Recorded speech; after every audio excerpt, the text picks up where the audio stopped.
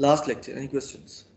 Great. So we believe कि हम किसी हद तक जो है टीसीपी के फॉर्मेट्स को और लाइब्रेरी के मैकेनिज्म को समझना शुरू हो गए हैं। मेरी स्लाइड्स विजिबल हैं आप लोगों को? Please try to be responsive. So वो उससे मुझे अंदाजा होता रहता है कि कनेक्टिविटी और उन चीज़ों में कोई इशू नहीं आ रहा है and you are following what we are discussing actually. जी, मेरी स्लाइड विजिबल है? ग्रेट। लास्ट लेक्चर में we talked about the TCP header. हमने इसके सारे हेडर फील्ड्स को और इन चीज़ों को देखा। देन हमने देखा कि हमारे पास रिलायबिलिटी को एश्योर करने के लिए दो फील्ड्स हैं, 4 बाइट ईच, सीक्वेंस नंबर और एक्नॉलेजमेंट नंबर। तो ये 4 बाइट दो नंबर्स आ सकते हैं ऑब्वियसली। अब हम ऑब्वियसली अगर सीक्वेंस नंबर एक 4 बाइट वैल्यू है तो मैं यहाँ पे कोई एक ही नंबर बता सकता हूँ। एक्नॉलेजमेंट नंबर कोई एक वैल्यू है 4 बाइट, तो मैं कोई एक ही नंबर बता सकता हूँ। तो instead of writing the range of data, हम सीक्वेंस नंबर में फर्स्ट बाइट जो होती है मेरे पैकेट के अंदर उसको बताते हैं। दूसरी चीज हमने यहाँ पे टीसीपी हेडर में डिस्कस की थी कि टीसीपी में हमारा जो डेटा होता है logically we assume, logically again data obviously packets में डिस्ट्रीब्यूट होके जा रहा होगा, लेकिन लॉजिकली वी अज्यूम के कोई मैसेज बाउंड्रीज नहीं है, हमारा डेटा बाइट नंबर्ड डेटा है। इस वजह से एट टाइम्स टीसीपी के कनेक्शंस को, ये टीसीपी के जो पैकेट्स आ रहे होते हैं बैक टू बैक, उनको हम स्ट्रीम भी कह देते हैं। जैसे हमने डिस्कस किया था यूडीपी के टाइम पे कि जनरली हमारा ट्रांसपोर्ट लेयर का जो पैकेट होता है with the transport layer header attached, उसको हम सेगमेंट कहते हैं। ठीक है, टीसीपी के सेगमेंट को एट टाइम्स हम स्ट्रीम्स भी कह देते हैं, क्योंकि हमारा जो डेटा है, लेट्स से मुझे 10 मेगाबाइट की फाइल ट्रांसफर करनी थी और उसके लिए मुझे 100 पैकेट बनाना पड़े, तो मैं अपने डेटा को बेसिकली बाइट वाइज नंबर करके भेज रहा हूँ। लिटरली मैं बाइट नंबर 1 से लेके 10 MB की उस फाइल तक हर बाइट को नंबर करूंगा। ठीक है, अब हर पैकेट में जो मेरी बाइट इनकैप्सुलेटेड है, फर्स्ट बाइट नंबर जो होगा that would be added as a sequence number. Receiver जब पैकेट रिसीव करेगा तो नाउ रिसीवर नोस कि उसने कितने बाइट्स रिसीव किए हैं। ऑल्सो जो नेटवर्क लेयर पे जब हम जाएंगे तो देखेंगे वहां पे एक लेंथ का फील्ड है, वो एक एश्योरिटी भी दिलवा देता है रिसीवर को कि कितना डेटा है जो उसने रिसीव किया है। तो receiver can immediately find out कि जो पैकेट आया था उसमें कितने बाइट्स ऑफ डेटा था। Bye checking the sequence number, receiver can find out अगर सीक्वेंस नंबर 20 था और 30 बाइट्स ऑफ डेटा आए थे, तो रिसीवर कैन फाइंड आउट कि starting from byte number 20 up till byte number 49 सारा डेटा मुझे रिसीव हो चुका है। अब रिसीवर ने ये चीज बतानी भी है एक्नॉलेजमेंट की फॉर्म में टू द सेंडर, तो उसके लिए वो एक्नॉलेजमेंट नंबर यूज करता है। अगेन क्योंकि एक्नॉलेजमेंट नंबर में एक ही वैल्यू आ सकती है, तो रिसीवर के लिए ये बताना तो मुश्किल है कि कौन कौन सी बाइट्स मिसिंग है इन टोटलिटी, तो रिसीवर सिर्फ एक नंबर यूज करता है। तो जो भी उसकी नेक्स्ट एक्सपेक्टेड बाइट होती है, एवरीथिंग वाज रिसीव्ड राइट, तो बाइट नंबर 20 to 49 तक अगर उसने रिसीव कर लिया है और सब कुछ ठीक से चल रहा है, पीछे कुछ भी मिसिंग नहीं है, तो next expected byte would be 50, तो रिसीवर यहाँ पे 50 प्लेस कर देगा। अगर रिसीवर का मकसद एक्नॉलेज करना नहीं है, सिर्फ डेटा भेजना ही है, ऑलरेडी वो एक्नॉलेज कर चुका है सारे रिसीव डेटा को, तो भी एक्नॉलेजमेंट का फील्ड तो यहाँ रहेगा क्योंकि ये तो स्टैंडर्ड हेडर है। लेकिन यहाँ पे मेरे पास जो एक्नॉलेजमेंट का फ्लैग है, जो एक सिंगल बिट है यहाँ पे मेरे पास इस थर्ड लाइन में, ये वाली बिट ऑन हो जाएगी अगर मुझे एक्नॉलेज करना है, और ये वाली बिट ऑफ हो जाएगी अगर मुझे एक्नॉलेज नहीं करना है। अगर ये बिट 0 तो दैट मीन्स कि एक्नॉलेजमेंट नंबर में कोई गार्बेज वैल्यू है, उसकी जरूरत नहीं है। और अगर ये एक्नॉलेजमेंट की बिट ऑन है तो that actually means acknowledgement number जो है एक वैलिड एक्नॉलेजमेंट है। तो पर्पज इसका ये था कि मैं डेटा सेंडिंग और एक्नॉलेजमेंट इकट्ठे से करता रहूं, ताकि मुझे स्पेसिफिकली एक्नॉलेजमेंट के लिए अलग से पैकेट नहीं भेजने हो। ऑब्वियसली अगर किसी रिसीवर को डेटा सेंड नहीं करना है, सिर्फ एक्नॉलेज ही करना है, तो फिर वो एक्नॉलेजमेंट के पैकेट जनरेट करता रहेगा। लेकिन अगर डेटा भी सेंड करना है तो उसी डेटा हेडर के अंदर हम एक्नॉलेजमेंट का एक 4 बाइट फील्ड ऐड कर देंगे। तो इस वजह से हम कहते हैं कि हम एक फुल डुप्लेक्स कम्युनिकेशन जो है वो कैरी आउट कर सकते हैं। दूसरी चीज, दोनों सोर्स और डेस्टिनेशन जो है हो सकता है दोनों कुछ इंफॉर्मेशन एक्सचेंज कर रहे हैं, तो दोनों के पास अपना अपना डेटा एक्सचेंज करने के लिए, तो दोनों अपने डेटा को अपनी नंबरिंग से चला रहे हैं। For example in this particular case, host A जो है it is sending some data to host B. Host A का सीक्वेंस नंबर यहाँ पे 42 पे है, होस्ट ए अपनी ट्रांसमिटेड बाइट्स को काउंट कर रहा है। ऐसे ही होस्ट बी जब डेटा सेंड करता है बैक टू होस्ट ए, तो होस्ट बी का सीक्वेंस नंबर 79 है, होस्ट बी अपनी ट्रांसमिटेड बाइट्स को काउंट कर रहा है। ये 79 tells us कि up till byte number 78 B से A तक भेजी जा चुकी है. Sequence number 42 tells us कि up till byte number 41 host A से B तक ट्रांसमिट हो चुकी है. सेंडर का सीक्वेंस नंबर जो होता है वो रिसीवर के एक्नॉलेजमेंट नंबर को ट्रिगर करता है. होस्ट ए टेल्स कि मैं बाइट नंबर 42 भेज रहा हूं और मैं सिर्फ एक byte of data, single byte of data भेज रहा हूं. तो होस्ट बी बिलीव्स कि उसने बाइट नंबर 42 ठीक से एक्सेप्ट कर ली है. If everything was received right, तो होस्ट बी जब ए को एक्नॉलेजमेंट भेजता है तो उसमें 43 लिख देता है.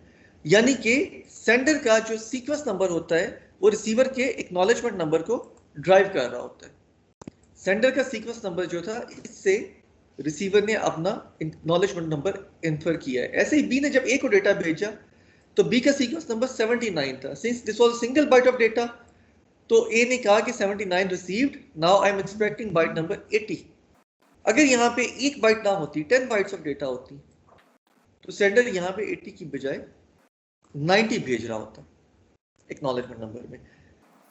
इसके बाद लास्ट टाइम पे हमने कुछ केसेस डिस्कस किए थे सीक्वेंस नंबर और एक्नॉलेजमेंट नंबर के लिए.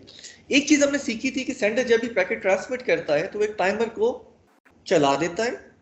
टाइमर की एक्सपायरी से पहले अगर एक्नॉलेजमेंट आ जाती है, फॉर एग्जांपल बी ने ए को एक्नॉलेजमेंट भेजी थी, अगर ये एक्नॉलेजमेंट ड्रॉप ना होती और एक रीजनेबल टाइम के अंदर मिल जाती होस्ट ए को, तो ए को कुछ करने की जरूरत नहीं थी. एक किस्म की रिलायबल एक्नॉलेजमेंट आ जाती है कि पास के पैकेट डिलीवर हो गया है. लेकिन ये एक्नॉलेजमेंट नहीं आई, पैकेट डिस्कार्ड हो गया है. इनफैक्ट डेटा पैकेट ट्रांसमिट हुआ था, एक्नॉलेजमेंट पैकेट डिस्कार्ड हो गया है. तो after the timer expires, host A जो है retransmits that packet again to host B, क्योंकि होस्ट ए के पास जानने का कोई मैकेनिज्म नहीं है कि पैकेट डिलीवर हुआ था प्रीवियसली बी के पास या नहीं. तो लॉस्ट पैकेट या लॉस्ट एक्नॉलेजमेंट सेंडर के लिए एक ही माने रखती है. सेंडर के लिए लॉस्ट पैकेट है या लॉस्ट एक्नॉलेजमेंट है, सेंडर विल अज्यूम कि पैकेट ट्रांसमिट नहीं हो सका था डेस्टिनेशन में. तो after the timer expires, sender resends that data. एक और केस हमने डिस्कस किया था. हमने कहा लेट्स सपोज कोई होस्ट ए है जिसने होस्ट बी को बैक टू बैक डेटा भेजना. यहां से हमें एक और चीज का अंदाजा हुआ. टीसीपी कनेक्शन जो है without waiting for the acknowledgement back to back multiple packets transmit करता रहता है to the TCP receiver. Let's say A ने बी को 2 पैकेट भेजे बैक टू बैक, बी ने इन दोनों की एक्नॉलेजमेंट्स भेजना शुरू किए. नाउ लेट्स सपोज कि पैकेट नंबर 1 का जो टाइमर था वो यहाँ एक्सपायर हो गया, एक्नॉलेजमेंट पैकेट नंबर 1 की लेट आई है. जब टाइमर एक्सपायर होगा तो होस्ट ए जो है वो यही अज्यूम करेगा कि पैकेट डिस्कार्ड हो गया. इसका मतलब ये है कि टाइमर जो है एक बहुत इंपॉर्टेंट वैल्यू रखता है हमारे लिए. ये इतना फ्लेक्सिबल होना चाहिए कि कभी भी ये एक्नॉलेजमेंट आने से पहले एक्सपायर ना हो जाए. प्लस ये इतना छोटा होना चाहिए कि अगर पैकेट डिस्कार्ड हो चुका हो किसी भी वजह से नेटवर्क में, तो हमें जल्दी से जल्दी पता चल जाए, वरना रिस्पॉन्सिवनेस में उतना ही डिले ऐड हो जाएगा. टाइमर एक्सपायर हुआ, एक्नॉलेजमेंट मुझे लेट आई, तो host A can resend that data. अब यहाँ पे एक मैसेज हमें सीखने के लिए था. होस्ट ए ने जब डेटा भेजा है to host B 92 sequence number के साथ विद 8 बाइट्स ऑफ डेटा, तो everything from 92 to 99 was received at B. Everything from 100 to 120 was already received at B. तो B जो है एक्चुअली बाइट नंबर 120 एक्सपेक्ट कर रहा है. तो इस पैकेट के अगेंस्ट जो B को गया था, B ने अपना नेक्स्ट एक्सपेक्टेड बाइट नंबर बताया, इस स्पेसिफिक पैकेट को एक्नॉलेज नहीं किया है. ये एक इंपॉर्टेंट चीज थी. तो B का एक्नॉलेजमेंट नंबर जो आया है दैट वाज 120. उसी चीज की ये एक और एग्जांपल है. ए ने 2 पैकेट भेजे to B. Packet number 1 was 92 with 8 bytes of data and packet number 2 was sequence number 100 with 20 bytes of data. B to A पहली एक्नॉलेजमेंट जाया हो गई है, डिस्कार्ड हो गई है, लेकिन दूसरी एक्नॉलेजमेंट ए तक पहुंची है. Now the second acknowledgement says acknowledgement number 120. That actually tells host A everything up till byte number 119 has been received at B. Now B is expecting byte number 120. तो इसका मतलब ये है कि हमारे पास जो एक्नॉलेजमेंट का फील्ड है ये एक क्यूमुलेटिव एक्नॉलेजमेंट है, क्यूमुलेटिव नंबर है. जो भी नंबर यहाँ पे कोट कर दिया जाता है, सेंडर अज्यूम्स कि उससे पहले का सारा डेटा रिसीवर के पास मौजूद है. यहीं से मैंने आपको एक एनालॉजी दी थी. मैंने आपसे अगर याद हो तो कहा था कि जो हमारे डाउनलोड मैनेजर्स होते हैं जो रिस्टोर वगैरह कर देते हैं हमारी डाउनलोड्स को, जनरली वो इसी सीक्वेंस नंबर और एक्नॉलेजमेंट नंबर के जरिए काम कर रहे होते हैं। फॉर एग्जांपल लेट्स अज्यूम मैं एक लार्ज साइज की फाइल थी जीबी की डाउनलोड कर रहा था किसी फाइल शेयरिंग सर्वर से। मैंने 400 बाइट्स 400 एमबीज डाउनलोड किए और मेरा कनेक्शन जो है किसी वजह से लॉस्ट हो गया, फाइल कंप्लीट डाउनलोड नहीं हो सकी। तो मेरा डाउनलोड मैनेजर जो है वो मुझे एक रिज्यूम का ऑप्शन देता है and I immediately start downloading the file from byte number 400 and first MB of my file. तो वो बेसिकली मैकेनिज्म अगर आप गौर करें तो काफ़ी हद तक उसमें मेरे एक्नॉलेजमेंट नंबर की इंटरफेरेंस है। Sending a larger acknowledgement number to the sender to host A actually let's host A understand कि होस्ट बी के पास मेरे पास होस्ट बी के पास यहाँ तक डेटा जो है ऑलरेडी रिसीव्ड है। Any questions so far? जी, any questions so far? Great. यहीं से हमें एक और चीज इन्फर करने को मिलती है। मेरा एक्नॉलेजमेंट नंबर अगर एक्यूमुलेटिव एक्नॉलेजमेंट नंबर है तो जनरली जब दो लोगों में कम्युनिकेशन सेशन चल रहा होता है, लेट्स से होस्ट ए ने 2 पैकेट भेजे to host B. Now let's assume कि हर पैकेट जो है that is 10 bytes longer. Packet 1 का सीक्वेंस नंबर था 20, पैकेट 2 का सीक्वेंस नंबर था 30। तो instead of immediately acknowledging every received packet, host B थोड़ा सा अपने टाइम एक्सिस पे वेट करता है, usually very small wait, may be not more than 400-500 millisecond in worst case situation. Usually ये इंटरवल इससे काफ़ी छोटा होता है। होस्ट बी कोशिश करता है कि अगर उसको मल्टी तो एक सिंगल एक्नॉलेजमेंट, फॉर एग्जाम्पल अगर हर पैकेट 10 बाइट भरा था तो on receiving byte number 20 sequence number 20 host B को 20 to 29 सारा डेटा मिल गया।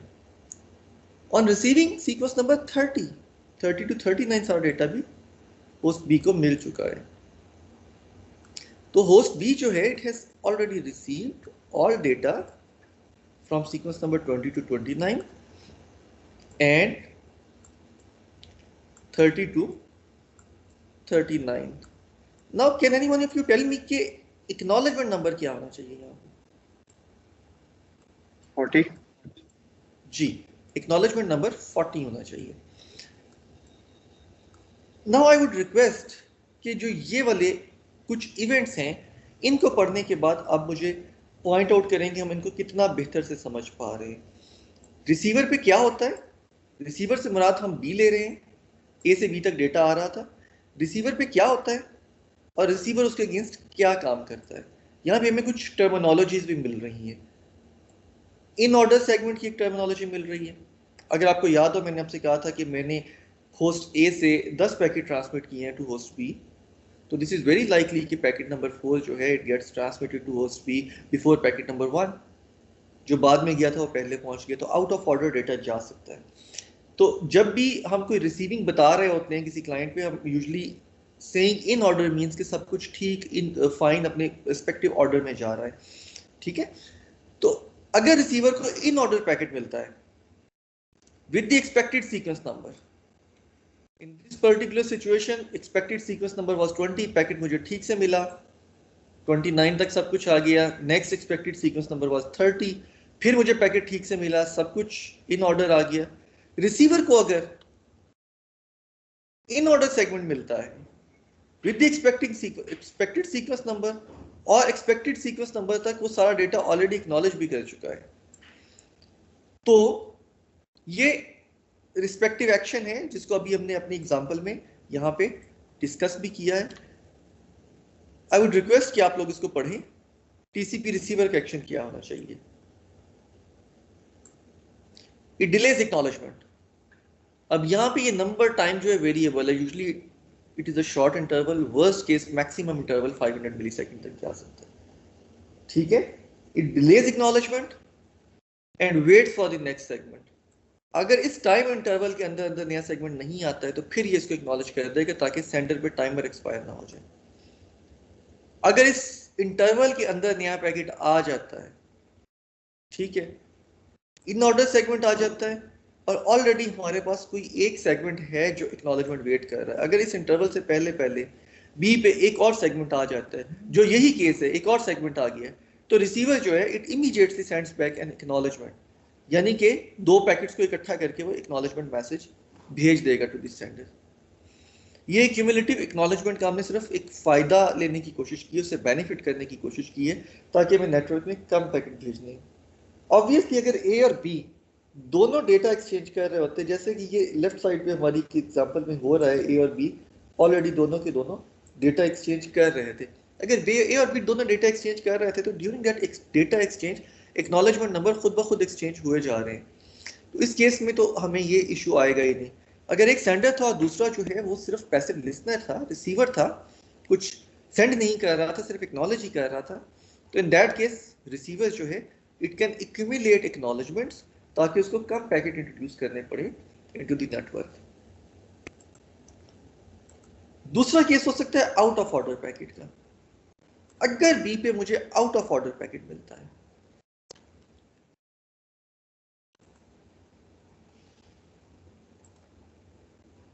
लेट मी ड्रॉ अगेन, अगर बी पे मुझे आउट ऑफ ऑर्डर पैकेट मिलता है, ए ने कोई पैकेट भेजा था जो डिस्कार्ड हो गया, सीक्वेंस नंबर 20 ही था, नेक्स्ट पैकेट जो था डिलीवर हो गया, सीक्वेंस नंबर 30 था इसका।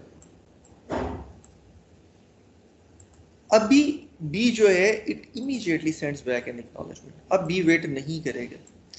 एक्नॉलेजमेंट नंबर क्या होना चाहिए? 20। जी, एक्नॉलेजमेंट नंबर 20 होना चाहिए, इज्यूमिंग के एवरीथिंग वाज फ्रॉम 0 to 19, जो मैंने कहा था कि लेट्स इज्यूम के इससे पीछे का सारा डेटा जो क्लियर चल रहा है, तो इज्यूमिंग के 0 to 19 everything was received correctly, तो यहाँ पे एक्नॉलेजमेंट नंबर 20 होना चाहिए था। तो जब भी मेरे pass out of order packet आएगा, मैं इमीडिएटली जो है एक एक्नॉलेजमेंट भेजूंगा जो मेरा एक्सपेक्टेड वाइट नंबर बता रहा होगा। यहीं पे हमें एक और चीज का अंदाजा हुआ, this is very likely in a network TCP scenario कि ए जो है मल्टीपल पैकेट्स भेज रहा हो to B. Just let me draw few packets.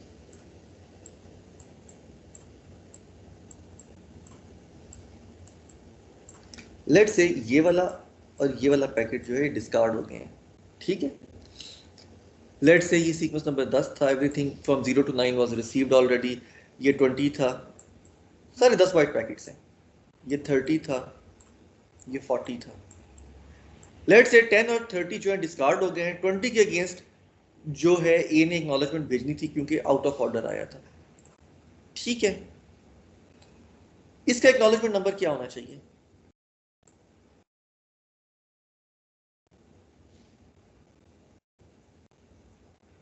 Ji sir, इस पैकेट का एक्नॉलेजमेंट नंबर क्या होना चाहिए? ये जो ब्लू कलर में मैंने एक्नॉलेजमेंट ड्रॉ की है,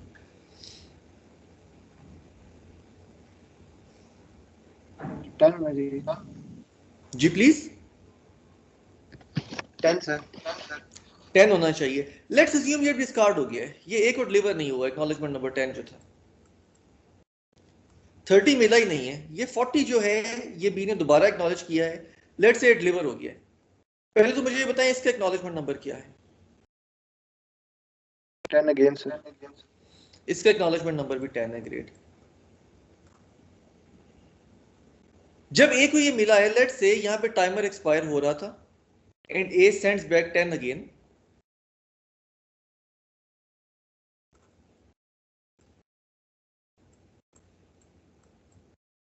अब बी इसको दोबारा एक्नॉलेज करेगा। अब एक्नॉलेजमेंट नंबर क्या होना चाहिए?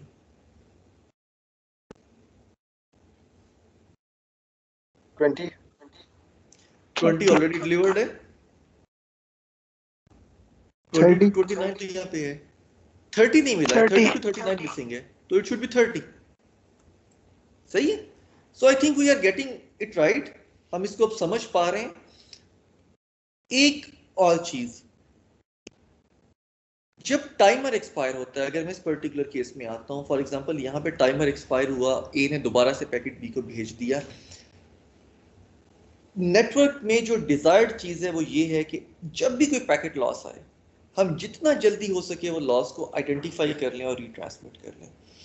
उसकी वजह ये है कि यूजुअली पैकेट्स जो होते हैं एक दूसरे पे डिपेंडेंट होते हैं, चाहे TCP back to back packet for the acknowledgement. हो सकता है एप्लीकेशन लेयर ने पैकेट रिसीव करना हो, उस पैकेट के अंदर कोई यूआरएल हो, उसने वो यूआरएल जो है वेब पेज को नए को डाउनलोड करने के लिए दोबारा से रिक्वेस्ट भेजनी हो। तो वो एक सीक्वेंशियल जो ऑर्डर होता है पैकेट्स का, ये जो डिपेंडेंस होती है एक दूसरे के ऊपर पैकेट्स की, वो रहती है। डिस्कार्ड होता है, जो डिजायर्ड चीज है वो ये है कि हम जल्दी से जल्दी रिस्पॉन्ड कर दें। अगर हम टाइमर छोटा कर देंगे तो उसके अपने प्रॉब्लम्स हैं, टाइम आउट को कैलकुलेट करते हुए नेक्स्ट लेक्चर हम देखेंगे भी। अगर हम टाइमर को छोटा कर देंगे तो उसके अपने प्रॉब्लम्स हैं। टाइमर को हम बहुत छोटा नहीं करना चाहते, टाइमर को हम बहुत छोटा नहीं करेंगे, ठीक है। We will let the timer work अपनी वो जो कैलकुलेशन या कंप्यूटेशन से आ रहा होता है, लेकिन हम ये चाहते हैं कि जब भी कोई लॉस आए तो हम इसको जल्दी से जल्दी आइडेंटिफाई कर लें और पैकेट को हम दोबारा से नेटवर्क में ट्रांसमिट कर दें। तो उसमें हमें नेटवर्क के मुख्तलिफ बिहेवियर्स को देखने के बाद एक चीज का अंदाजा हुआ। वी एग्रीड या वी डिस्कवर्ड कि जब दो सेंडर्स और रिसीवर्स आपस में कम्युनिकेट कर रहे होते हैं और back to back packets exchange कर रहे होते हैं, तो यूजुअली दोनों साइड्स एक दूसरे को मल्टीपल पैकेट्स भेज रही होती हैं। Let's say in this particular example sender जो था इसने कुछ पैकेट्स भेजे थे बी को, starting from sequence number 92 with 8 bytes of data, then sequence number 100 with 20 bytes of data, और इस तरीके से पैकेट्स चलते जा रहे थे। लेट्स से ये वाला एक पैकेट बी पे जो है रिसीव नहीं हो सका है। अब इसका सीक्वेंस नंबर 100 था। जब ए से नेक्स्ट पैकेट बी को ट्रांसमिट होगा तो अब ये वाला packet, now let me ask a few questions, जब ये पैकेट बी पे डिलीवर हुआ तो क्या ये आउट ऑफ ऑर्डर पैकेट है या इन ऑर्डर पैकेट है?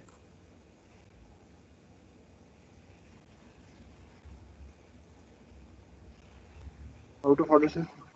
ये आउट ऑफ ऑर्डर पैकेट है। आउट ऑफ ऑर्डर पैकेट है तो जैसे हमने टेबल में देखा था, बी ने इमीडिएटली एक्नॉलेजमेंट भेजनी है। अगर बी ने इमीडिएटली एक्नॉलेजमेंट भेजनी है तो सीक्वेंस नंबर जो एक्नॉलेजमेंट नंबर जो होगा that should be the first expected byte, वो 100 था। ए ऑब्वियसली आगे आगे पैकेट भेजे जा रहा है। जब नया पैकेट ए भेजता है without waiting for the acknowledgement जो ए अपनी ट्रांसमिशन कर रहा है, तो ये भी आउट ऑफ ऑर्डर पैकेट है। बी दोबारा से एक्नॉलेजमेंट भेजता है।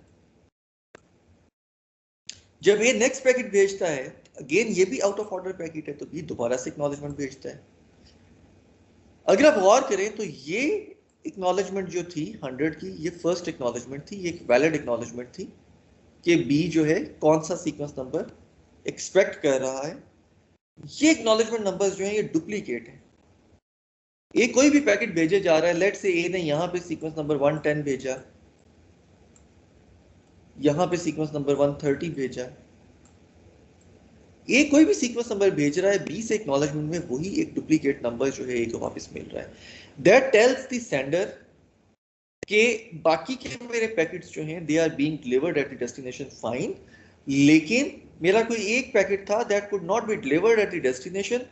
उसकी कोई भी रीजन हो सकती है, वो किसी इलेक्ट्रोमैग्नेटिक इंटरफेरेंस की वजह से, किसी वजह से, बफर्स के ओवरफ्लो की वजह से, किसी भी वजह से नेटवर्क में वो डिस्कार्ड हो गया हो सकता है, क्योंकि उस पैकेट के बाद के मल्टीपल पैकेट्स जो हैं they have been delivered at the destination. ठीक है, तो इस टर्म को हम डुप्लीकेट एक्नॉलेजमेंट कहते हैं। तो अगर सेंडर को 3 डुप्लीकेट एक्नॉलेजमेंट्स मिल जाती हैं तो सेंडर बिलीव्स के नेटवर्क में सब कुछ ठीक है, पैकेट्स ठीक से जा रहे हैं, लेकिन one of my packets actually could not get delivered to the destination. तो सेंडर जो है without waiting for the time out उस पैकेट को दोबारा से ट्रांसमिट कर देता है। अब जब सेंडर ये पैकेट दोबारा से ट्रांसमिट कर देता है तो लेट्स से ये जो पैकेट था दिस वाज 92 टू 99, जो डेटा था इसके अंदर बाइट नंबर्स 92 टू 99, ये वाला पैकेट डिस्कार्ड हुआ था 100 टू 119। लेट्स से ये वाला जो पैकेट था आगे वाला ये ठीक से गया था, let's say it was 120 to 129। Let's suppose आगे वाला जो पैकेट था दैट वाज 130 टू 140, और जो उससे अगला पैकेट था दैट वाज 150 टू 179। एक गैप था हमारे पास यहां पे।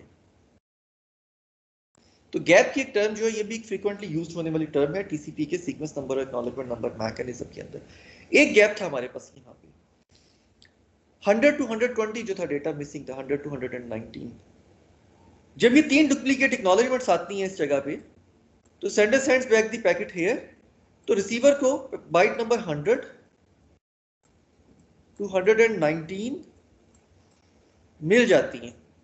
अब रिसीवर ने इस पैकेट को एक्नॉलेज करना है। What should be the acknowledgement number sir? 180 exactly, great. तो हमने अब ये चीज भी देख ली कि जब भी गैप आएगा हमारी ट्रांसमिशन में, ठीक है, जब भी मेरे पास कोई आउट ऑफ ऑर्डर सेगमेंट आएगा, मैं इमीडिएटली डुप्लीकेट एक्नॉलेजमेंट भेजूंगा। जब भी मेरे पास कोई सेगमेंट आएगा जो गैप को फिल करता होगा, चाहे पार्शियली फिल करे, मैं इमीडिएटली एक्नॉलेजमेंट भेजूंगा सेंडर को। इसके अलावा मैं एक्नॉलेजमेंट्स को एक्यूमुलेट करने की कोशिश कर सकता हूं। अगर मेरे पास 3 डुप्लीकेट एक्नॉलेजमेंट्स आएंगे एट रिसीवर, तो मैं फौरन से जो है डेटा, अगर सेंडर के पास 3 डुप्लीकेट एक्नॉलेजमेंट्स आएंगी तो सेंडर फौरन से डेटा ट्रांसमिट कर देगा without waiting for the time out. दूसरी चीज, आपका जो टीसीपी का ये लॉजिक है, ऑब्वियसली ये आपके यूजुअली जो ऑपरेटिंग सिस्टम का प्रोटोकॉल स्टैक है उसमें इंप्लीमेंटेड होती है।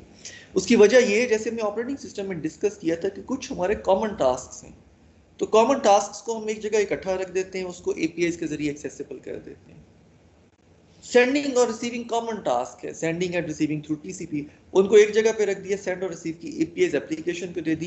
As an application developer I will be calling send and receive, और मेरा नीचे जो ट्रांसपोर्ट का ऑपरेटिंग सिस्टम का स्टैक है वो खुद से ये चीजें शोर कर रहा होगा। As an application developer obviously मेरा कोड ये चीजें नहीं कर रहा होगा, लेकिन I should know these things, क्योंकि जब हम एप्लीकेशन लेवल पे खासकर वीडियो स्ट्रीमिंग की या टाइम डिपेंडेंट एप्लीकेशन के लेवल पे डिसीजंस ले रहे होंगे, तो ये वाले मैकेनिज्म्स, ये वाले डिलेज, ये वाली चीज़ों की इन्फ्लुएंस हमें बहुत हेल्प कर रही होगी।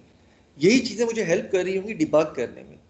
अभी जो आपकी वायरशार्क की असाइनमेंट्स थी, उसमें आई वुड रिक्वेस्ट कि आप इस तरह के पैकेट्स को ढूंढें, उनका सीक्वेंस, उनकी ऑर्डरिंग पढ़ें, वो देखें आपके वो जो कनेक्शन सेटअप के पैकेट्स कौन से हैं, कनेक्शन टीयर डाउन के पैकेट्स कौन से हैं। इस तरह की चीज़ों से गुजरने के बाद हम ज़्यादा बेहतर से ये चीज़ें डिस्कस करने की पोजीशन में आ सकते हैं। एनी क्वेश्चन सो फार? सर जी सर, ये फर्स्ट जब ये किट पे इसने क्यों नहीं वापस किया दोबारा पैकेज? दोबारा पूछें सर, इसने 3 डुप्लीकेट्स का क्यों वेट किया सर? इसलिए कि सेंडर नोज के पैकेट हो सकता है किसी राउटर में किसी बफर में वेट कर रहा हो, थोड़ा सा डिले हो गया हो। बेसिकली यहाँ पे हमें एक ट्रेड ऑफ पे जाना है, हमें कहीं किसी एक जगह पे सेटल होना है। ये पहली ही डुप्लीकेट एक्नॉलेजमेंट आते भी ट्रांसमिट कर सकता था। उसमें प्रॉब्लम ये थी, हो सकता है कि ये वाला जो पैकेट डिस्कार्ड हुआ था, डिस्कार्ड ना हुआ होता, किसी राउटर के किसी बफर में वेट कर रहा होता ट्रांसमिशन का, तो मैं नेटवर्क में यही पैकेट दोबारा इंट्रोड्यूस कर देता। Now this packet carries 20 bytes of data plus TCP का अपना भी 20 बाइट का हेडर इस पर लगा होगा, that makes 40 bytes. Network layer पे जाके हम देखेंगे कि उसका हेडर भी 20 बाइट्स लॉन्ग कर है, दैट मेक्स 60 बाइट्स। तो मैं नेटवर्क में 60 बाइट्स की वेस्टेज ऐड कर देता।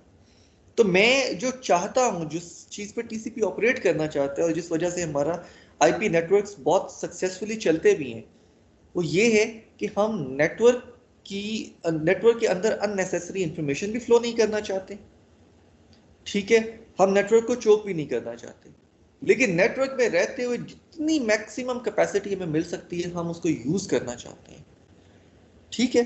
अभी कुछ आगे शायद नेक्स्ट वीक हम जब कॉन्जेस्शन कंट्रोल भी पढ़ चुके होंगे ना, तो देन आई वुड इनकरेज कि आप लार्ज फाइल्स को डाउनलोड करें और उनके ग्राफ्स के बिहेवियर देखें।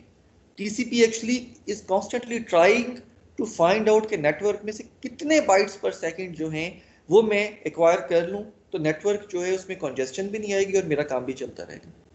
तो literally your TCP keeps probing the network कि कितनी ज्यादा से ज्यादा बैंडविड्थ ये मुझे दे सकता है। जहां जाके उसे लगता है कि अब नेटवर्क की कैपेसिटी एक्सीड होना शुरू हो गई, वहां पे टीसीपी हटने लग जाता है। वही चीज यहाँ पे है। मैंने 2-3 एक्नॉलेजमेंट जब आई तो तब मैंने कहा कि now this is very likely कि पैकेट डिस्कार्ड हो गया, क्योंकि उसके बाद के बहुत सारे पैकेट पहुंच चुके हैं। पहली डुप्लीकेट एक्नॉलेजमेंट पे मैंने फौरन से रिएक्ट नहीं कर दिया। मैंने कहा हो सकता है कि पिछले पैकेट ने कोई और पाथ लिया हो, उस पाथ पे थोड़ा सा डिले ऐड हो गया हो, या बाद वाले पैकेट का जो पाथ है वो कि बहुत शॉर्टर पाथ अचानक से सेटल हुआ हो तो बहुत जल्दी पैकेट पहुंच गया हो। लेकिन जब बार बार डुप्लीकेट एक्नॉलेजमेंट आई तो आई कुड अंडरस्टैंड कि नहीं, अब पैकेट डिस्कार्ड हो गया। दिस इज वेरी लाइकली कि अभी डिस्कार्ड ना हुआ और कुछ देर के बाद पहुंच जाए। लेकिन मुझे एक ट्रेड ऑफ रखना है, मुझे बहुत डिले भी नहीं करना है रीसेंड करने में। डिले करूंगा तो मेरी वो वेब पेजेस खुलने के डिलेज और इस तरह की जो एप्लीकेशन लेवल पे जो वो रिस्पॉन्सिवनेस है वो कम होने लग जाएगी। बहुत जल्दी भी नहीं रिएक्ट कर देना है। बहुत जल्दी रिएक्ट कर देने की वजह से मैं नेटवर्क में बहुत एडिड ट्रैफिक जो है उसको इंट्रोड्यूस करना शुरू कर दूंगा। ठीक है, अगर टीसीपी नेटवर्क की कैपेसिटी का ख्याल रखना छोड़ दे तो शायद आधे घंटे में आपका इंटरनेट जो है वो क्रैश कर जाएगा। ठीक है, तो ये बेसिकली टीसीपी की अपनी कैरेक्टरिस्टिक है कि वो कैपेसिटी का ख्याल रख के ऑपरेट कर रहा है। Any other question sir? Sir ये थ्री डुप्लीकेट के बाद अगर ये सेंड ना करे तो कितना आउट ऑफ ऑर्डर वो एक्सेप्ट कर सकते हैं? अगर 3 डुप्लीकेट तो स्टैंडर्ड कहता है कि आपका स्टैंडर्ड कहता है कि 3 डुप्लीकेट तो जब भी आए आप सेंड करेंगे। ये हो सकता था कि इन एक्नॉलेजमेंट में से कोई एक एक्नॉलेजमेंट का पैकेट भी मुझे ना मिलता, और आपके जो लॉसी कनेक्शंस होते हैं, खासकर वायरलेस बेस्ड कनेक्शंस जो होते हैं, उनमें ये काम सा बिहेवियर है, हो सकता है कि ये एक्नॉलेजमेंट भी मुझे ना मिलती। तो अब 3 डुप्लीकेट एक्नॉलेजमेंट्स नहीं हुई हैं, तो उसलिए हमने फिर ये एक टाइम आउट का भी यहाँ पे रखा है कि अगर एक्नॉलेजमेंट से नहीं पता चलता है तो there should be a time out जिसके अंदर अंदर हमने आइडेंटिफाई करना है कि पैकेट जो है डिस्कार्ड हो गया। बेसिकली हमने हर स्टेट को हैंडल करना है, वरना तो हो सकता है कि मैंने मजीद इसके बाद कोई डेटा सेंड ना करना होता। हो सकता है मेरा आखिरी पैकेट होता है, इसकी एक्नॉलेजमेंट यहाँ डिस्कार्ड हो गई या आ भी गई है, तो इसके बाद ना मैं कुछ सेंड कर रहा हूँ ना मुझे कुछ एक्नॉलेजमेंट अपने आ रहा है। ठीक है ना, तो सेंडर और रिसीवर दोनों खामोश। तो मुझे वो नहीं करना है। मुझे नेटवर्क की स्टेट को, वो जो हम स्टेट मशीन्स बनाते होते हैं अपनी मुख्तलिफ जगहों पे, ठीक है, मुझे अपनी स्टेट्स को हैंडल्ड रखना है। स्टेट्स को हैंडल्ड रखना है तो ये एक अनहैंडल्ड स्टेट हो सकती थी, तो उसके लिए मैंने टाइमर लगा दिया कि अगर ये एक्नॉलेजमेंट डिस्कार्ड भी हो जाती है और मैंने इसके बाद लेट से कोई और डेटा ट्रांसमिट भी ना किया होता तो मुझे मजीद डुप्लीकेट एक्नॉलेजमेंट्स नहीं मिलती। इवन इन दैट केस मेरा कहीं ना कहीं जाके टाइमर एक्सपायर होता। अब हम अगला टॉपिक हमने टाइमर ही को डिस्कस करना है कि टाइमर जो है इसकी एक्सपायरी को हम कैसे कंसीव कर सकते हैं कि अब टाइमर की एक्सपायरी जो है ये होनी चाहिए थी, वैलिड एक्सपायरी है, और अब ये टाइमर की वैल्यू शॉर्ट है या अब टाइमर की वैल्यू ज्यादा है। Any question so far? Great. एक और चीज जो लास्ट लेक्चर में मैंने आपसे डिस्कस की थी, since these are some few very important concepts, ये आपको आपकी अपनी एप्लीकेशन के डिजाइन में हेल्प करेंगे, इस वजह से मैं इनको बार बार रिपीट कर रहा हूँ। यहां से एक चीज सीखने की है, टीसीपी की जो इम्प्लीमेंटेशन है ये n नंबर ऑफ पैकेट्स के लिए n नंबर ऑफ टाइमर्स नहीं इनिशिएट करता। इन लास्ट लेक्चर में डिस्कस्ड कि जो मेरा ओल्डेस्ट पैकेट होता है उसके लिए टाइमर चला देता हूँ। ऑब्वियसली हर बाद वाला पैकेट जो है इस टाइमर के बाद ही एक्सपायर होगा।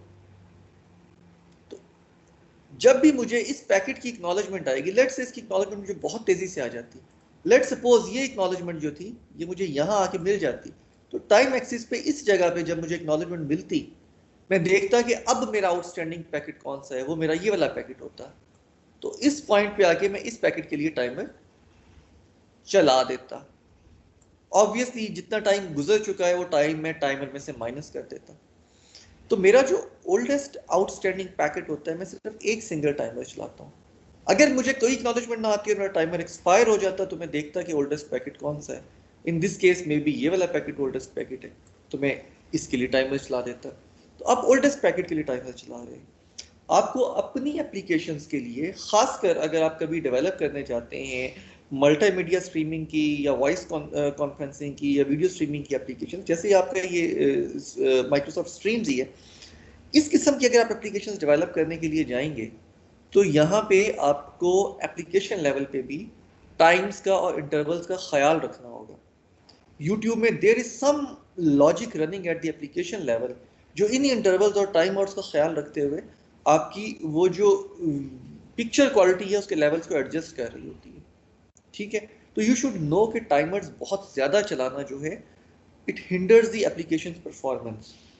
वजह यह है कि टाइमर एक्सपायर होगा तो इंटरप्ट आएगा, इंटरप्ट आएगा तो कॉन्टेक्स्ट स्विच होगा, कॉन्टेक्स्ट स्विच इज एक्सपेंसिव, मुझे कॉन्टेक्स्ट स्विचेस को कम से कम रखना है, ठीक है।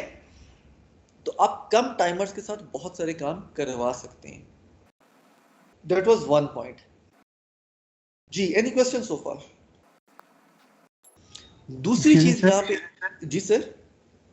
सर अगर पहला टाइमर एक्सपायर हो जाएगा तो उसके बाद हमारा ओल्डेस्ट पैकेज जो है वो अपडेट होगा या नहीं होगा? जी, मेरे पास जो भी ओल्डेस्ट पैकेट क्यू में है, अब मैंने देखना है कि टाइम आउट वैल्यू कितनी होनी चाहिए थी। अब मैं देखूंगा वो कब भेजा गया था, time out value minus that time, वो जो रिमाइंडर आएगा दैट इज द टाइम जो मुझे मजीद वेट करना है उस पैकेट के लिए, तो उतने टाइम का मैं टाइमर चला दूंगा, ठीक है। मैं दोबारा जीरो से नहीं शुरू करूंगा ऑब्वियसली, क्योंकि वो अभी जो ओल्डेस्ट पैकेट उसको भेजे हुए भी तो कुछ ना कुछ मिली सेकेंड हो चुके होंगे ना। Yes sir. मिली सेकेंड जो है वो माइनस कर दूंगा टाइमर की वैल्यू से, तो I can use one timer, ठीक है, टू मैनेज मल्टीपल ट्रांसमिशंस। एक चीज, दूसरी चीज, as an application developer usually जो एक चीज आपके पास ट्रांसपोर्ट लेयर की और कॉन्फ़िगरेबल होती है, वो भी आपके operating system to operating system vary करती है, that is the number of retries. Obviously मैं यहाँ पे पैकेट भेज रहा हूँ फ्रॉम ए टू बी, और बी मुझे एक्नॉलेज कर रहा है उन पैकेट्स का, there has to be a limit.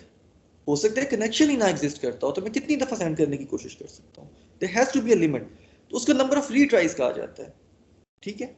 अब यहाँ पे ज्यादातर ऑपरेटिंग सिस्टम जनरली टीसीपी के लिए एक सिंगल रीट्राई लिमिट रखते हैं। आपको मैंने शेल का एक कमांड्स का मैनुअल शेयर कर रखा है एज अ टास्क, और जब मैं टास्क कहता होता हूँ कि एज अ टास्क ये कर लीजिएगा, तो वो किसी हद तक कोर्स में ये इस फॉर्म में इंक्लूसिव होता है कि हो सकता है कल मैं आपसे किसी एमसीक्यू में इसी चीज की कमांड पूछ लूँ कि मुझे ये चीज चेक करनी है, तो मैं कैसे चेक कर सकता हूँ। तो as a task please try finding कि क्या मैं रीट्राई लिमिट सेट कर सकता हूँ।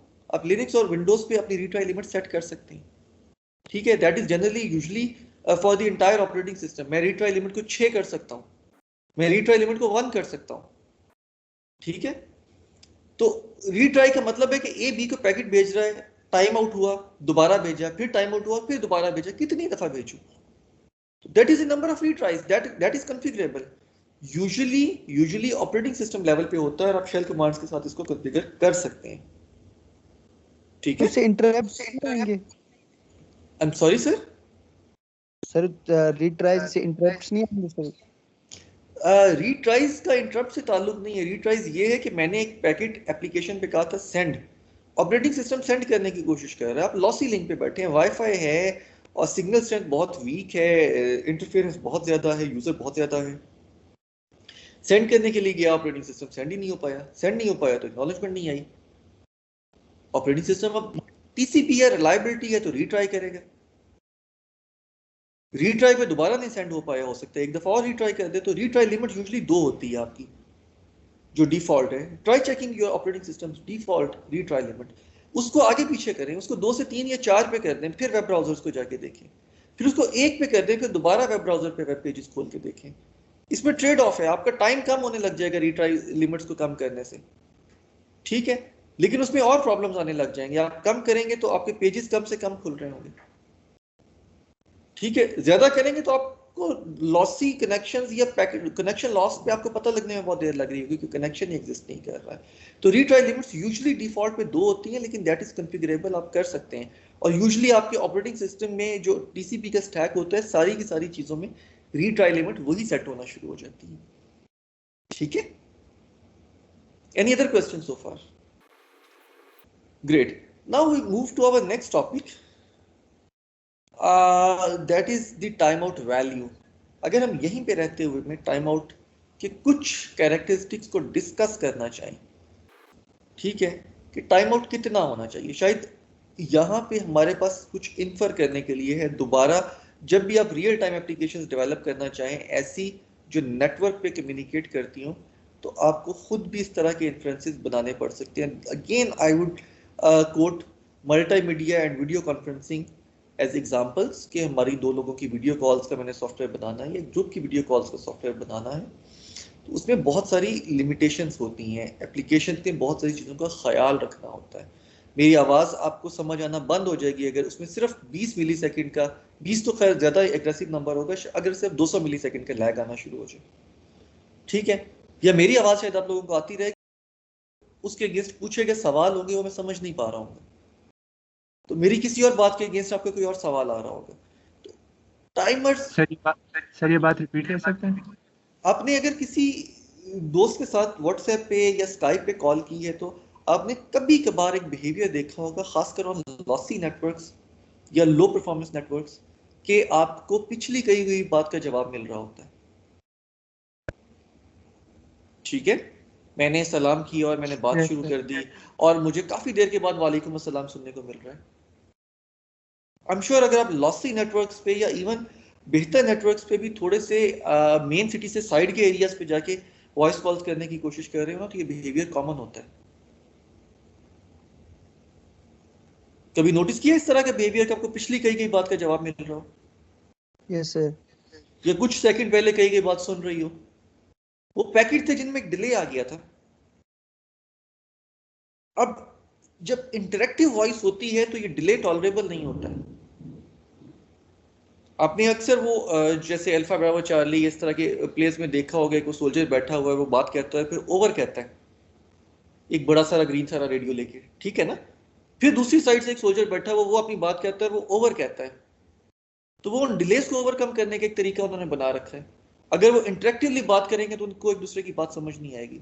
ओवर कहते हैं now the other party knows कि अच्छा अब उसकी बात खत्म हो गई है, अब मैंने कुछ कहना है तो उसने बात करनी है। लेकिन वही कन्वर्सेशन जो 5 सेकंड में हो सकती थी अब उसमें हो सकता है 2 मिनट लग जाए। नहीं सर, मोबाइल फोन में तो ऐसा नहीं होता, वो मोबाइल पे सिंगल ऐसा नहीं डुप्लेक्स होता, मोड यूज करते हैं। मोबाइल पे ऐसा नहीं होता है क्योंकि आपकी मोबाइल के अंदर जो कम्युनिकेशन की अप्रोचेस हैं और जो बैकबोन इंफ्रास्ट्रक्चर है that is so expensive and so sophisticated कि वो चीजें ऐसी होने नहीं देता है, ठीक है। आप इफ आई कैन कोट, मुझे अल्फा ब्रावो ही याद आ रहा है आपके अल्फा ब्रावो चार्ली ही एग्जांपल कोट करने के लिए। उसमें बहुत सारे ऐसे सीन्स थे जहाँ पे एक सोल्जर बैठा हुआ है, एक ग्रीन कलर का, वो उसके पास बड़ा सारा डिवाइस है और उसमें बात करता है, वो ओवर कहता है, आपको क्लिप्स में मिलेगा, ठीक है। ऐसी बहुत सारी एग्जांपल्स हैं, आई ट्राई शेयरिंग कुछ इस तरह की। तो वो आपकी टेक्निकल रेडियोस हैं, वहां पे क्योंकि बैकबोन इंफ्रास्ट्रक्चर नहीं है, मोबाइल्स बहुत अच्छे काम कर रहे हैं क्योंकि बीच में एक बहुत बड़ा सारा टावर है और ये लाखों की तादाद में डिप्लॉयड है, ठीक है ना। They act as mediators. जब हम लिंक लेयर पे जाएंगे तो हम मीडिएटर का रोल देखेंगे। जब ये मीडिएटर ना हो तो तब इस तरह के मीडिएटर्स के हुए एक अच्छा टॉरेंट यूज कर रहे हैं अपना इंटरनेट, 2-3 टॉरेंट्स लगाएं दोनों लोग, और वही दोनों लोग आपस में स्काइप पे या व्हाट्सएप पे बात करके देखें। आई एम श्योर आपको ना उस वॉइस के अंदर एक थोड़ी सी न्यूसेंस फील होना शुरू होगी, बहुत कम होगी क्योंकि एप्लीकेशन में एक इंटेलिजेंस एग्जिस्ट करती है। एप्लीकेशन बहुत सारी चीज़ों का डिलेज में हिसाब रख रही है, लेकिन उसके बावजूद कभी कभी आपको न्यूसेंस फील होना शुरू हो जाती है। At times you start feeling कि यार ये जो बात मुझे अब सुनने में आ रही है ये कुछ देर पहले कही गई थी। कुछ देर से मुराद मिनट्स नहीं है लेकिन सेकंड्स जरूर हैं। तो इसको हम आईपी टेलीफोनी या वॉइस ओवर इंटरनेट जो है उसकी जुबान में कहते हैं कि आपकी जो वॉइस थी ये इंटरैक्टिव नहीं रह गई, आपकी वॉइस जो है एक्सेप्टेबल नहीं है for a larger set of users. हो सकता है अभी कुछ देर के बाद आप मुझे कहें कि आपकी स्लाइड तो और चल रही है लेकिन वॉइस जो है वो किसी और स्लाइड की आ रही है। These applications are actually very sophisticated. उन्होंने यही वाली चीजों को हैंडल करके इम्प्लीमेंटेशन कर रखी हैं जिनको हम अभी डिस्कस करना चाह रहे हैं, ठीक है। इस वजह से हमें ये चीजें बहुत कम फील होती हैं, लेकिन नीचे जो अंडरलाइंग नेटवर्क है दैट इज अनरिलायबल, उसमें कुछ सेकंड्स का डिले ऐड कर देना भी एक नॉर्मल सी चीज है, ठीक है। उसके ऊपर कुछ टीसीपी में और कुछ एप्लीकेशन लेवल पे टाइमर्स ने बहुत अच्छे से इन चीजों को हैंडल किया हुआ है, तो हम उन टाइमर्स का बिहेवियर समझना चाह रहे हैं बेसिकली, ठीक है। अब सवाल ये है इस डिस्कशन के बाद, जिस वजह से मैं इस डिस्कशन को फ्रेज कर रहा था, टाइमर जो है शुड इट बी लार्ज और should it be very aggressive, very small. Timer से मुराद है कि कितनी देर के बाद आई शुड अज्यूम के पैकेट डिस्कार्ड हो गया है। ये देर बहुत ज्यादा होनी चाहिए, बहुत कम होनी चाहिए? ये जी यूजर पर डिपेंड करता है।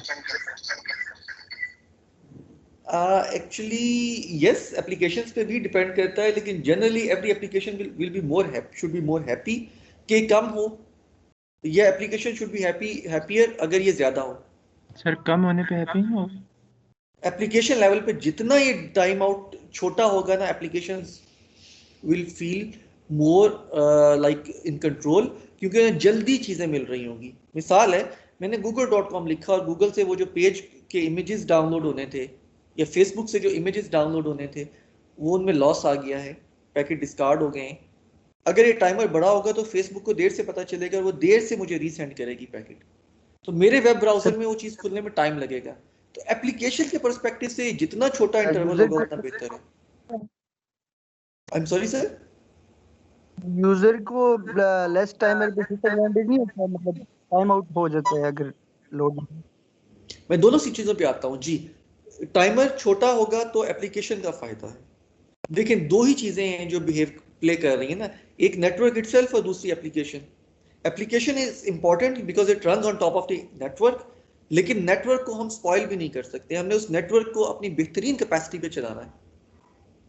ठीक है, हर अनवांटेड बाइट जो हम नेटवर्क में इंट्रोड्यूस करेंगे वो उस नेटवर्क को मिस यूज करने वाली बात होगी। ठीक है, एप्लीकेशन के लिए बहुत अच्छा है कि टाइमर छोटा हो, टाइम आउट कम से कम हो। ठीक है, इस पर्टिकुलर एग्जांपल में अगर टाइम आउट यहां हो जाता तो यही पैकेट जो है टाइम एक्सिस पे जल्दी ट्रांसमिट हो जाता, रिसीवर को ये पैकेट यहां पे आके मिल चुका होता। तो ये जो टाइम की वेस्टेज है रिसीवर के एंड पे, वेब ब्राउजर था या जो भी था, ये टाइमर बड़ा होने की वजह से हुई है। तो एप्लीकेशंस के लिए ये अच्छा है कि टाइम आउट इंटरवल छोटा हो। अब हम दूसरी साइड पे आते हैं, नेटवर्क के लिए अच्छा है कि टाइम आउट इंटरवल बड़ा हो। फॉर एग्जाम्पल ये राइट साइड पे जो एग्जाम्पल है, केस है, यहां पे टाइमर जल्दी एक्सपायर हो गया है, एक्नॉलेजमेंट आ रही थी। अगर हम थोड़ा सा फ्यू मिली सेकेंड्स और वेट कर लेते तो हमें नेटवर्क में 40-50 बाइट्स कम भेजने पड़ते to do the same task. Packet was delivered fine, acknowledgement आ रही थी, हमने एग्रेसिवली टाइम आउट कर दिया। तो टाइमर बड़ा होना नेटवर्क के लिए बेहतर है। मैं ऐसे पैकेट को दोबारा नेटवर्क में नहीं भेजता जो अभी एग्जिस्ट करता हो, यानी टाइमर छोटा होगा तो दिस इज वेरी लाइकली कि पैकेट नेटवर्क में डिस्कार्ड ना हुआ हो और मैं दोबारा भेज दूं, मैं डुप्लीकेट ट्रांसमिशंस कर दूं of the same packet network में 2 दफा एक ही डेटा भेज दूं। टाइमर छोटा होने का नुकसान है। टाइमर बड़ा होने का नुकसान ये है कि मेरी रिस्पॉन्सिवनेस में प्रॉब्लम आ जाती है। तो एप्लीकेशंस डू वांट कि टाइमर छोटा हो, नेटवर्क वांट्स के टाइमर बड़ा हो, पहली चीज। दूसरा सवाल, टाइमर फिक्स्ड होगा या वेरिएबल होगा? वेरिएबल। वेरिएबल होना चाहिए। ग्रेट, क्योंकि जब मैं गूगल को पिंग करता हूं तो मुझे round trip time let's say 50 milli seconds आता है, मैं किसी और जगह पे जाके करता हूं तो 80 मिली सेकेंड्स आता है, किसी और जगह पे जाता हूं तो मुझे 300 मिली सेकेंड्स आता है। मैं वाईफाई से करता हूं तो और टाइम इंटरवल आता है, मैं ईथरनेट से करता हूं तो और आता है। ठीक है, मैं डायल अप इंटरनेट वो जो माजी में हम यूज करते होते थे, I don't know how many of you have the experience of having used that dial up connection, उस पे और आता है। सैटेलाइट कनेक्शन यूज करूंगा तो हंड्रेड्स ऑफ मिली सेकंड में 600 मिली सेकंड तक भी आता है। तो वो जो एंड टू एंड डिले है वो तो बहुत ज्यादा फ्लक्चुएट करता है between the application, between the machines. Plus network के मुख्तलिफ टाइम्स में मैं अभी गूगल को पिंग करता हूं तो हो सकता है मुझे 40 मिली सेकेंड आ रहा हो, 4 घंटे के बाद मैं उसी नेटवर्क कनेक्शन से उसी जगह से पिंग करता हूं, हो सकता है 90 मिली सेकेंड आ रहा हो। तो एंड टू एंड डिले जो है दे वेरी। अगर end to end delays vary करते हैं एक कम्युनिकेशन सेशन के अंदर तो टाइम आउट वैल्यू भी तो वेरी करनी चाहिए ना। पहली चीज ये है कि टाइम आउट इंटरवल वेरिएबल होना चाहिए, ये हमने एग्री किया। दूसरी चीज हमने एग्री की कि टाइम आउट इंटरवल वेरिएबल तो है, लेकिन मेरे एक कम्युनिकेशन सेशन के अंदर भी वेरिएबल ही रहेगा। अगर मैं एक फाइल डाउनलोड कर रहा हूं, वो 4 GB की फाइल है और उसको डाउनलोड होने में 10 घंटे चाहिए हैं, तो इस 10 घंटे में भी टाइम आउट की वैल्यूज जो हैं टीसीपी कॉन्स्टेंटली नेटवर्क से सीख रहा होता है, वो अडॉप्ट कर रहा होता है। ठीक है, यहाँ पे एक पॉइंटर देके क्लोज करते हैं आज का लेक्चर, कल हम यहीं से कंटिन्यू करेंगे अपनी ऑन फ्राइडे। ये टाइम आउट की वैल्यूज को अडॉप्ट करने और सीखने के लिए आपके टीसीपी के पास एक ही चीज है, that is your round trip delay. मैंने पैकेट भेजा, एक्नॉलेजमेंट कितनी देर में आई, that round trip delay, round trip time actually tells the TCP to infer कि मुझे कितना टाइम आउट इंटरवल रखना चाहिए। ऑब्वियसली राउंड ट्रिप टाइम से थोड़ा ज्यादा होना चाहिए। फॉलो कर रहे हैं इस बात को? हम अपना लेक्चर यहाँ पे खत्म करते हैं।